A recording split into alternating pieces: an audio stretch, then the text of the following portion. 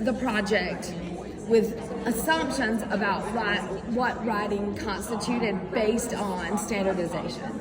They believed it, like they were really concerned with superficial things like word limits and I don't know how to get started and form, rather than trying to express clearly what they had to say or even thinking about what they had to say. They were very concerned with superficial elements because that's a trait that we have taught. I say we because it would transition from 10th grade standardized testing to an 11th grade, so they're so used to a particular format, even though a regular class, they're still being taught. I teach the gamut, so it may be GT, it may be honors, it may be CP, it may be CP inclusion. But you're still teaching that format to all of those different levels.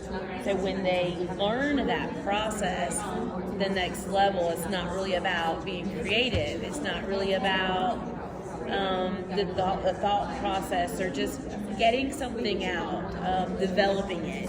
It was more like how many paragraphs, how many sentences in a paragraph. So it was very structured, and you almost have to break that structure to get them to allow it to flow.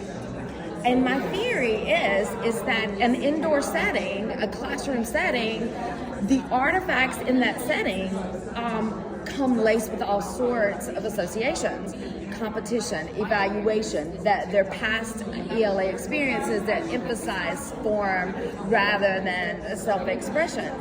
So when we remove them from that setting, we take them outside, that has totally different associations. And I'm first to concede that for some students, those are not always positive associations, but they almost always are associated with play and less of a restraint.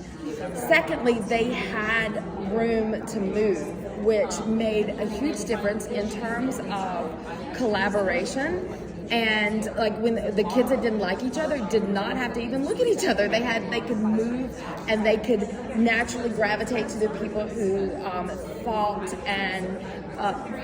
thought in similar ways or that they were comfortable with. And that was a powerful finding. I saw that they formed groups naturally, and then the one person sort of evolved as the leader, and the groups were brought together through like some notion of kinship, and then the leader who became the leader of that group was not necessarily the leader inside the classroom.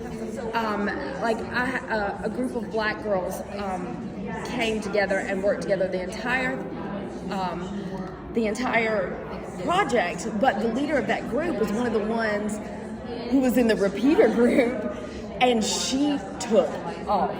She loved using the multimodal format. She would send me messages in her phone and show, and she would get the other ones involved. She's like, "Now your turn," and inspired them, and they followed her, I think, because of kinship. But now there was another group where a boy who was totally comfortable in the outdoor setting. He was a hunter, and this was something that was very comfortable for him. Second time outside, he brought a snake.